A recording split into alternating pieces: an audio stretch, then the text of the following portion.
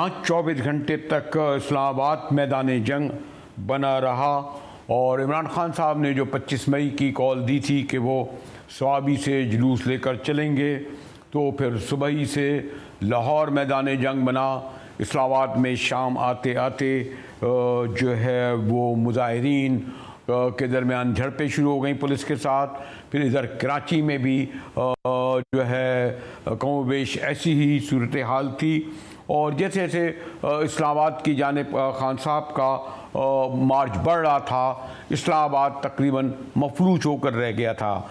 तो चारों जानिब जो है वो कंटेनर से शहर बंद कर दिया गया, तमाम फ़्लाइटें आने और जाने वाली बंद हो गई थी।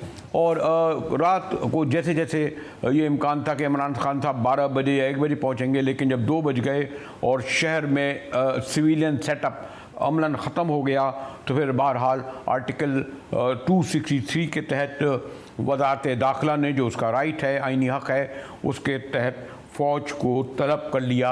यानी supreme court, president house, prime minister house, वो अहम जगहें जिन्हें पावर कॉरिडोर करते हैं। और बहरहाल उस वक्त सुप्रीम कोर्ट को भी मदाखलत करनी पड़ी, बड़ी वहाँ हलचल मिली हुई थी। उन्होंने कोशिश की कि दोनों को इकट्ठा करके बात की जाए, लेकिन कुछ इस तरह गुफ्तगू नहीं हो सकी। एक वक्त था जा रहा था, दूसरा वक्त जा रहा था, और इमरान खान साहब बहरहाल जब ये कह रहे थे कि मैं 20 लाख लोग लेके पहुंच रहा हूं, लेकिन ये कहना मुश्किल है कि कितने लोग साथ थे। लेकिन जैसे मैंने कहा कि सवाबी से चलते थे, इस्लामाबाद में दाखिल होते हुए थे, एक पूरी जो है इस्लामाबाद का पूरी फ़िज़ा जो थी वो एक जंग का समा पेश कर रही थी। और खान साहब ने फिर ये कहा रात के आखिरी पहर में कि वो 6 दिन की मोहलत दे रहे हैं। बड़ा सवाल ये आ रहा है कि आखिर क्या इस दौरान डेवलपमेंट हुए, कोई वाज़े नहीं हो रहा, क्यों वो पीछे हटे। ज़रा खान साहब का मौक़िफ़ सुनिए रात के आखिरी पहर में।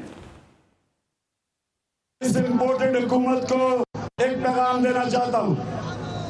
आपको मैं 6 दिन दे रहा हूँ। 6 दिन के अंदर आप इलेक्शन अनाउंस करें, जून के महीने में इलेक्शन अनाउंस करें और असेंबलीज डिसॉल्व करें। अगर 6 दिन के बाद ये नहीं करेंगे आप, तो मैं सारी अपनी कौम को लेके वापस इस्लामाबाद आऊंगा। ये अलग कि यहाँ उस वक्त कितने लोग थे, लेकिन बहरहाल उसके बाद हुकूमत ने सुकून का एहसास लिया।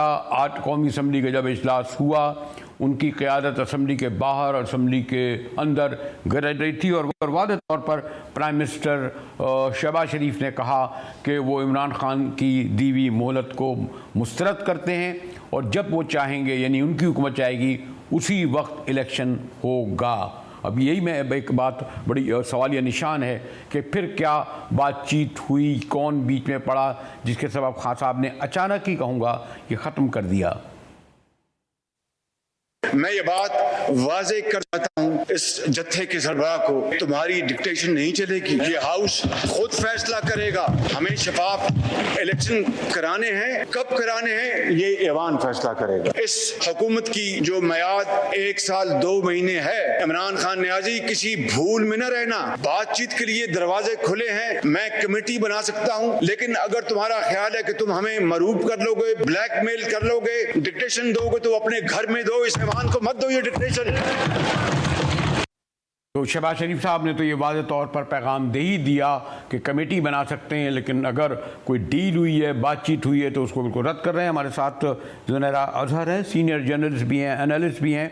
और उसके साथ ही साथ जो एक बहुत अहम डेवलपमेंट हुआ है, जिसकी वजह से मैंने अहमद बिलाल महबूब साहब को ज़हमत दी है कि हुकूमत ने इस पूरे लॉन्ग मार्च के ख़त्म होते ही वो जो एक बहुत बड़ा PTI की गवर्नमेंट ने फ़ैसला किया था, यानी इलेक्ट्रॉनिक के ज़रिए मशीन का फ़ैसला ओवरसीज़ का, आज असम्बली के इजलास में आज़म तारा साहब पेश हुए और उस आर्टिकल को, आइन को मुअत्तल कर दिया। और अब ये एक नई बहस छिड़ी है। जैसे मैंने कहा कि ये जो डेवलपमेंट हुआ है, इसमें ये अभी तक वाज़ेह नहीं हो सका कि जो फ़ैसले किए गए हैं, क्या फ़ैसले किए गए हैं। क्योंकि जहाँ इमरान खान साहब ये कहते कि मैं 20 लाख लोग के 6 दिन बाद आऊँगा, बाद में हम ये देख रहे हैं कि प्राइम मिनिस्टर शहबाज शरीफ साहब न सिर्फ इसको मुस्तरद करते हैं बल्कि साथ ही इमरान खान साहब की गई 2 बड़ी तरामीम को उन्होंने ख़त्म करके रख दिया है। चलते हैं एक ब्रेक के साथ, हाँ रात रहिएगा।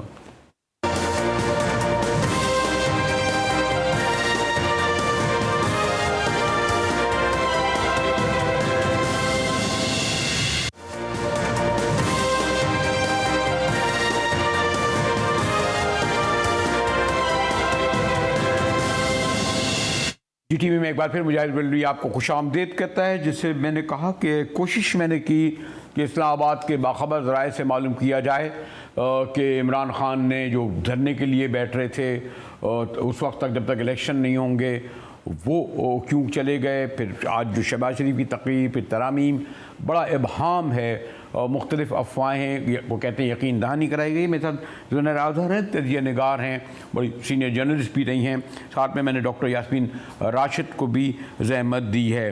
ज़ुनैर, बल्कि आप ही कर सकती हैं, मैं डॉक्टर साहिबा से ये मालूम करना चाह रहा था। पहले तो मैंने इनसे हमदर्दी का इजहार भी किया जो मनाज़िर लाहौर में देखे खातून होने के साथ, और मुझे ये भी अफसोस हुआ कि जब मैंने कुछ सीनियर लोगों से नून लीग के बातचीत की तो वो इवन परवेज़ रशीद साहब भी डिनाइल थे कि ऐसा कुछ हुआ ही नहीं, वाक़या इनके साथ कोई ज़ाती नहीं हुए। अब क्या मैं उनसे बहस करता, मेरा ताल्लुक़ जो है।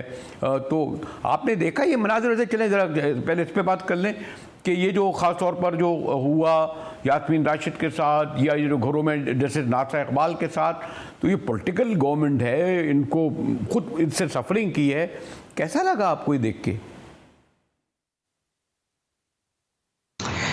बरेलवी साहब, थैंक यू सो मच। मुझे ये लगा कि ये रियासत इस कदर खौफजदा है लोगों से और इस कदर बेशर्म है कि इसको ना बुजुर्ग नजर आए, ना खवातीन, ना बच्चे।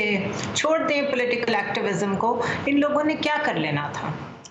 ज़्यादा से ज़्यादा आके थोड़े दिन बैठ जाते, आप इनको पानी पिला देते, खाना भी दे देते। This is how you treat your own citizens. Right to protest, बड़ा सिंपल सा मामला है। खौफ किस चीज़ का था?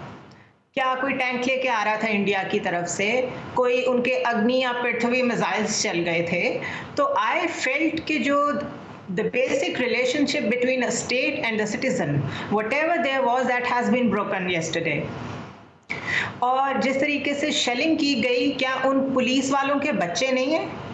जो ऑर्डर दे रहे थे उनके बच्चे नहीं हैं? क्या जिन औरतों की इज्जतें रायविंड में बैठे हुए हैं उनके अलावा किसी की इज्जत नहीं है? मुझे वो जस्टिफाई करने वाले लोग नहीं समझ आ रहे जो दरख्तों को रो रहे थे और उन्हें 5 लोग जो मर गए वो नजर नहीं आए।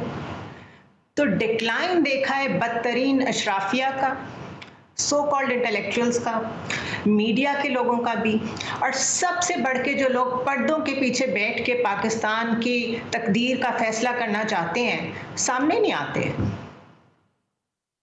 ठीक है, मैं ज़रा डॉक्टर साहिबा से वैसे मैंने उन्होंने कहा खैर अच्छा नहीं लगता कि मैं पर्सनल उनसे इजहार करता, इसीलिए यानी आने से पहले स्क्रीन के उनसे मैं इजहार कर चुका हूँ। मेरा बड़ा पुराना ताल्लुक़ भी है, लाहौर में वो एज ए डॉक्टर बड़े रिपुटेशन किए हैं। डॉक्टर साहब ये तो अपनी जगह, लेकिन ये जो कल मार्च जिस धूमधाम से चला था, ख़ास साहब ने एक लंबा फासला तय किया, लोग उनके लिए दीवानावार निकले, डंडे, लाठियाँ, आंसू गैस, और एक लोग बहुत लोग मुख्तलिफ शहरों से आए थे कि हम बैठेंगे रहेंगे, लेकिन अचानक ख़त्म हुआ।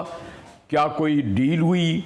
कुछ लोग कहते हैं कोई कॉल आई, सुप्रीम कोर्ट ने मदाखलत की, किसी और ने, मैं नाम लेना नहीं चाहता, पिंडिया पारा का, और ख़ास साहब ये कह कर के 6 दिन बाद आऊँगा 20 लाख लोग लेके। तो हम अंडरस्टैंड करना चाहते हैं डॉक्टर साहब ये सब क्या हुआ? असल में जी तो मेरी कॉन्स्टिट्यूंसी जो है ना वो बेसिकली पहुंचती है शादरे तक। बत्ती चौक जो है मेरी कॉन्स्टिट्यूंसी के अंदर आता है, और नेचुरली हमने प्लान किया था हम जीटी रोड से जाएंगे जी। कोर्ट की मदाखलत जो थी ना, तो खान साहब ने अहमियत दी। वजह ये थी कि कोर्ट ने मदाखलत करके ये कहा कि भाई इनको इजाजत दो और इनको जलसा करने दो, भाई धरना ना यहाँ दें और रुकावटें हटा दो। खान साहब ने कोर्ट का कहना मान लिया और नुकसान हमें ये हुआ कि हमने तो मान लिया, हुकूमत ने उनका कहना नहीं माना। ना उन्होंने रुकावटें हटाई, ना उन्होंने हमारे वर्करों को हरास किया, उन्होंने टीयर गैस की, आपने खुद ही देख लिया, सारा कुछ ही होता रहा। खान साहब ने तो क्योंकि कोर्ट में मदाखलत कर दी थी, तो खान साहब ने कोर्ट के कहने के ऊपर ही टुक द स्टांस कि all right, let's see if we give them a chance, are they ready to negotiate. और फिर उसके बाद आपके सामने ही है कि वो एक नेगोशिएशन टीम जो बनी हुई थी, वो लोग बिल्कुल सीरियस नहीं थे। शाह महमूद कुरैशी वगैरह जाके इंतजार करते रहे, इनमें से कोई आया ही नहीं। और फिर बहाने बाद में बनाते रहे कि जी ये इन्होंने फलां नहीं किया, इन्होंने ढिमकान नहीं किया। आप नेगोशिएशन की बात जब करते हैं तो फिर इस तरह की बातें करते।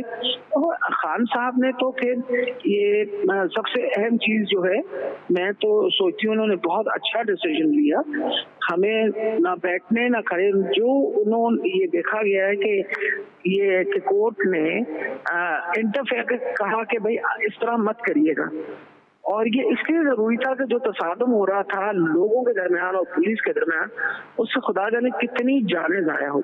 आज भी मैं जनाजे से हो के आई हूँ, यंग हमारा वर्कर, 2 छोटे छोटे बच्चे उसके, पुलिस वालों ने उसको धक्का मार दिया, उसमें से पुल से नीचे गिरा दिया, लावी की पुल से, और बेचारा इंतकाल कर दिया। अब आप बताइए कि कौन जिम्मेवार है इस चीज का? ये ऊपर जो बैठा हुआ है मर्डरर हिमसेल्फ, जिसका नाम सनाउल्लाह है, कि जिस बंदे का दिमाग ही इतना क्रिमिनल हो और इंटीरियर का मिनिस्टर बनाया हुआ हो, तो वो ऐसे ही सोचता है। आप ये समझती हैं कि हाउ कन्विंसिंग ऑब्जर्वेशन मेरे सवाल के जवाब में डॉक्टर यास्मीन की है, क्योंकि लोग समझते हैं शायद डिसअपॉइंटमेंट हुआ उनके फॉलोअर्स को। वो तो आए थे कि जब तक ऐलान नहीं होगा, इलेक्शन का डेट नहीं दी जाएगी, हम जाएंगे नहीं।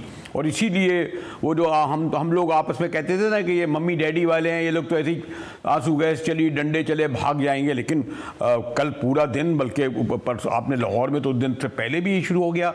अब ये वाली डॉक्टर साहिबा कहना कि सुप्रीम कोर्ट ने मदाखलत की, लेकिन कोई ब्लैक एंड वाइट में सुप्रीम कोर्ट ने ये तो नहीं कहा कि आप इलेक्शन हम डेट देंगे।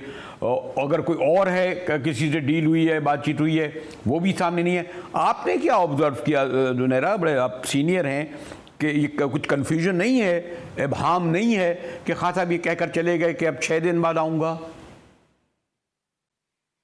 जो मेरी इत्तलात है उसमें राब्ते तो हुए हैं। अच्छा।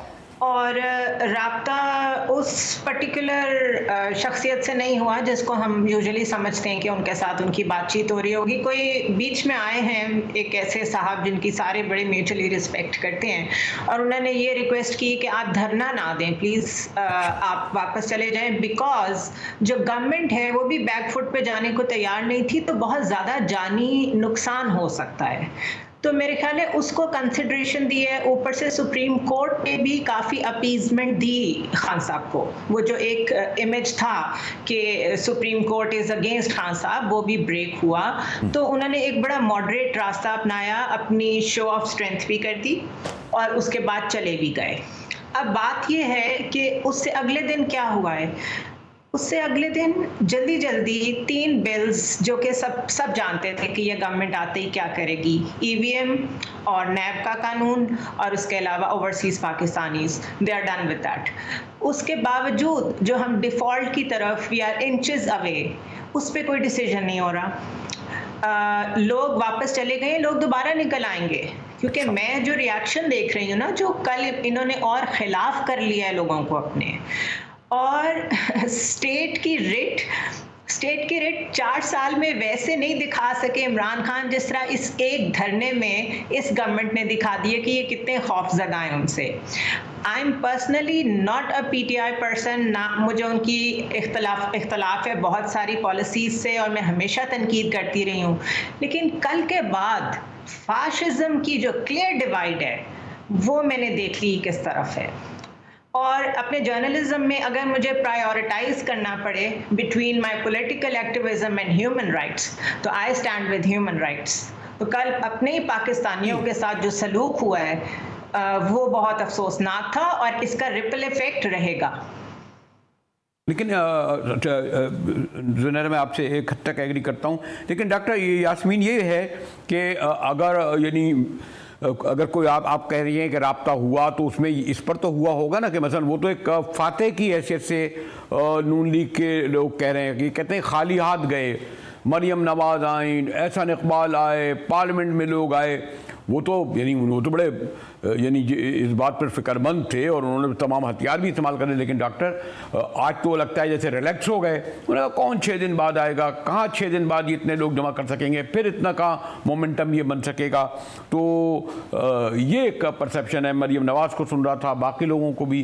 डॉक्टर राशिद,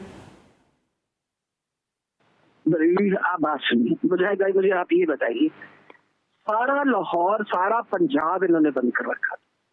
तो पाकिस्तान का सबसे बड़ा सूबा पंजाब, सारा पंजाब, आपने कोई ऐसी जगह दी जहां रुकावट इन्होंने नहीं डाली। उसके बावजूद इतने लोगों का वहां इकट्ठा हो जाना बहुत बड़ी बात है। आपको पता है कि रात में इन्होंने इधर क्या नाम है, लिबर्टी के ऊपर भी इन्होंने टेयर गैस चलाई। इससे ज्यादा ये क्या हरासमेंट कर सकते हैं? कोई ऐसी रिलैक्स वाली बात नहीं है। ये खान साहब ने पहली तारीख दी है, उनसे कहीं खोल दें रुकावटें और फिर देख लीजिएगा कितने लोग इकट्ठे होंगे।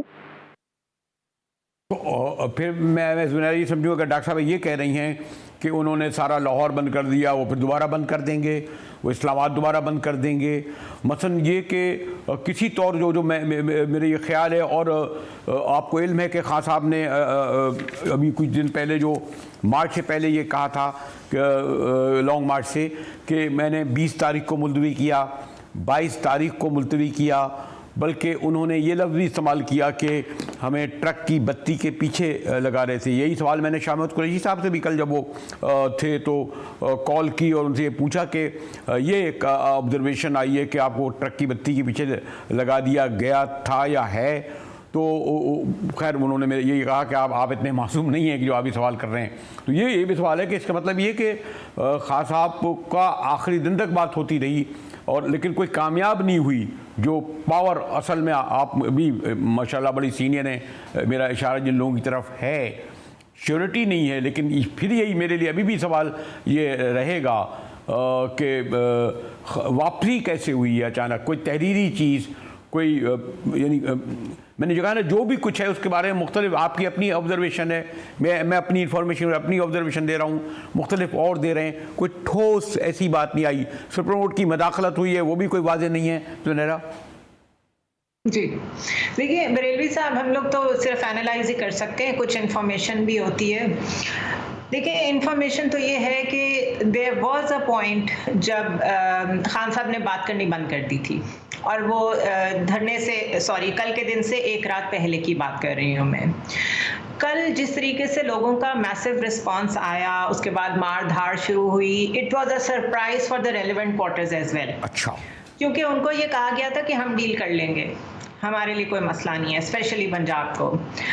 आप आज का दिन देख लें, आज के दिन में कितने फोटोशूट्स कराने पड़े मरियम को, जाके लोगों के बीच में बूढ़ी औरतों को गले लगा के, बच्चों को पास बिठा के ये शो करने के लिए कि अवाम मेरे साथ भी है।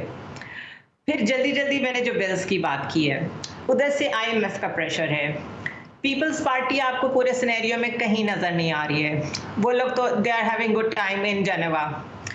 आप मुझे बता दें कि सिवाय इसके कि कोई थर्ड फोर्स हो जो कंट्रोल कर रही हो खान साहब को या मैनेज कर रही हो, आपको लगता है कि गवर्नमेंट कुछ ऐसे मूड में है कि ये दोबारा आएंगे तो ये नहीं मारेंगे, या ये अगर आएंगे तो इनके साथ बैठ के बात करने को तैयार होंगे?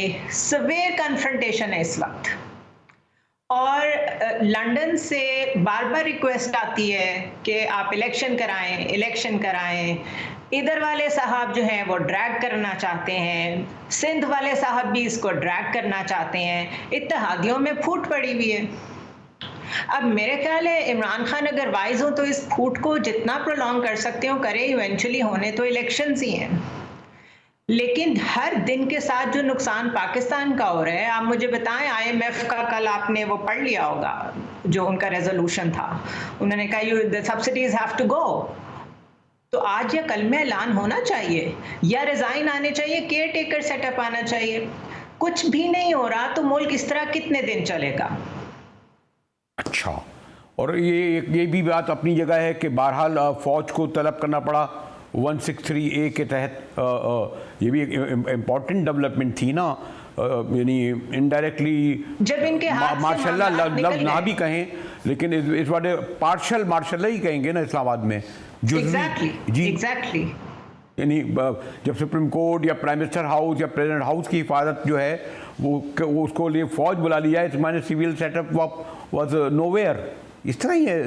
एग्जैक्टली और it is very dangerous thing. इसके मैंने जो कहा जा रहा था कि अमलन गवर्नमेंट ख़त्म हो चुकी थी, लेकिन एक और जो बहुत ही इंपॉर्टेंट डेवलपमेंट हुआ है डॉक्टर यास्मीन राशिद, और उन्होंने यानी इस पूरे गालिबन पहले से पेपर तैयार किए होंगे और इस मामले में आपको इल्म है कि वो वेल कनेक्टेड भी हैं।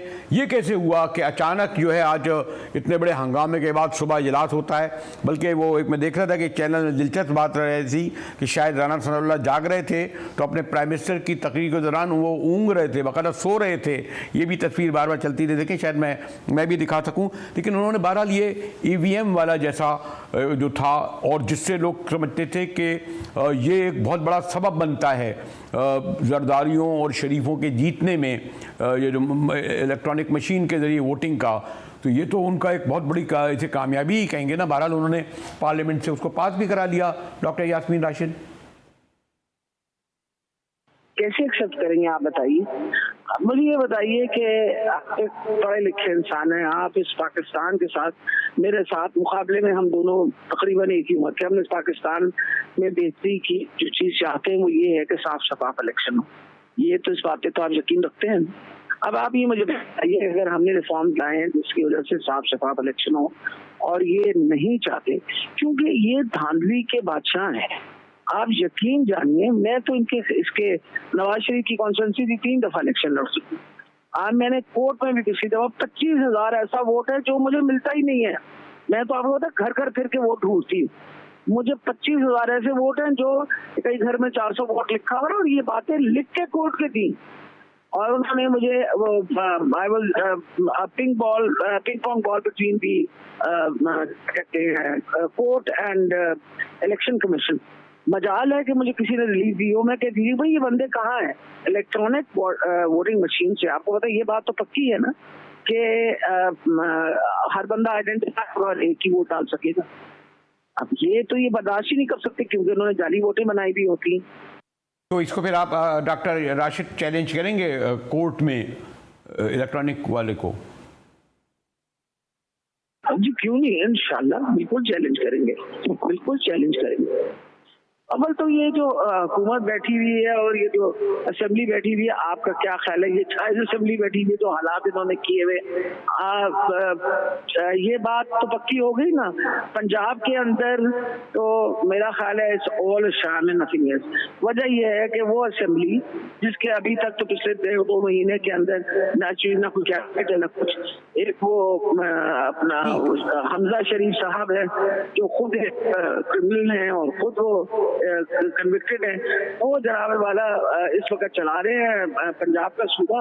और उसको डॉक्टर अगर मैं जरा क्विक, मुझे एक ब्रेकिंग भी जाना है, मैं पूछ लूँ ये जो EVM का है, ये जो इतना बड़ा इन्होंने स्टेप उठा लिया ज़ुनैरा बीबी, ये तो और जो उन्होंने तरमीम कर ली इस पूरे सूरत हाल से फ़ायदा उठा के, ये बड़ा फिर मुश्किल हो जाएगी ना दोबारा को तहरीक इंसाफ को करने के लिए।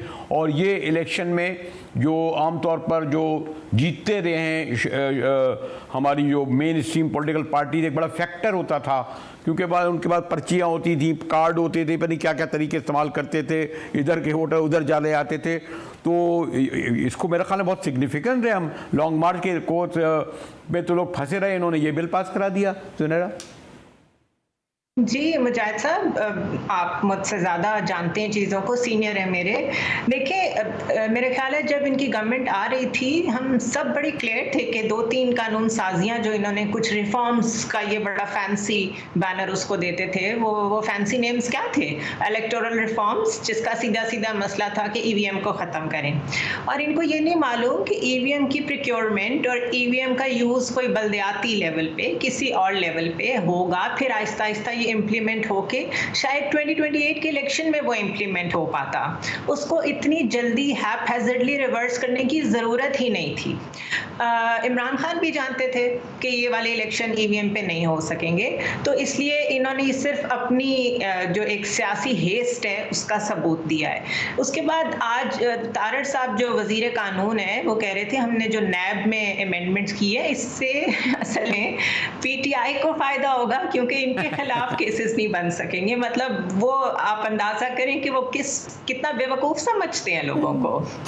उसके अलावा IMF पे डिबेट ही नहीं हो रही। मैं बार बार किस चीज़ पे जोर दे रही हूँ, because I talk to some people in Washington and they said कि जो मिफ्ता इस्माइल ने वहाँ पे नेगोशिएशंस की हैं उसमें ग्राउंड वर्क की नहीं पता था उनको कि किन किन चीज़ों पे एग्रीमेंट हुआ हुआ है। और जो बिलावल भुट्टो हैं वो कह रहे थे यूक्रेन वॉर की वजह से जियोपॉलिटिकल सिचुएशन चेंज हो गई है, इसलिए जो एग्रीमेंट हमने साइन किया था वो आउटडेटेड हो गया। नॉट अंडरस्टैंडिंग कि आपको एक टेबल पे बैठ के उनसे बात करनी चाहिए थी, कम से कम आपका स्टांस तो एक जाता। ये बड़ी बेइज्जती हुई है हमारे मुल्क की जिस तरीके से उन्होंने रवि, मैंने कहा ना आज तो मौजू तो बहुत हैं, सवाल भी बहुत सारे हैं, लेकिन जस्ट मुझे कैमरे के पीछे से कहा जा रहा है डॉक्टर यास्मीन राशिद शुक्रिया आपका, ज़ुनैरा बीबी शुक्रिया।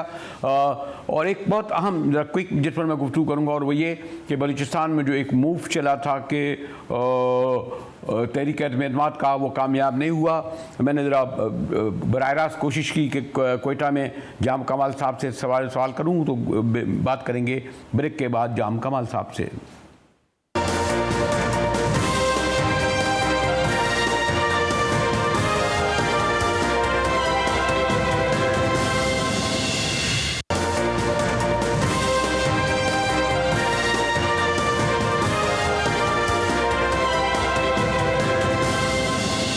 टीवी में एक बार फिर मुजाहिद वल्दी आपको खुशामदीद कहता है। और बलूचिस्तान में जो तहरीक एतमाद जाम कमाल साहब लाना चाह रहे थे, आज वो कामयाब नहीं हुई। वो 13 अरकान के साथ पेश करनी थी, गालिबन 11 जमा हुए। इस इजलास के तहरीक एतमाद के ख़ात्मे के फ़ौरन बाद मैंने बुशरा बीबी से दरख्वास्त की थी अपने नुमाइंदा से कि मेरी बात जाम साहब से कराएं। तो अभी थोड़ी देर पहले जब जाम साहब से बात हुई तो मैंने शुक्रिया जाम कमाल साहब।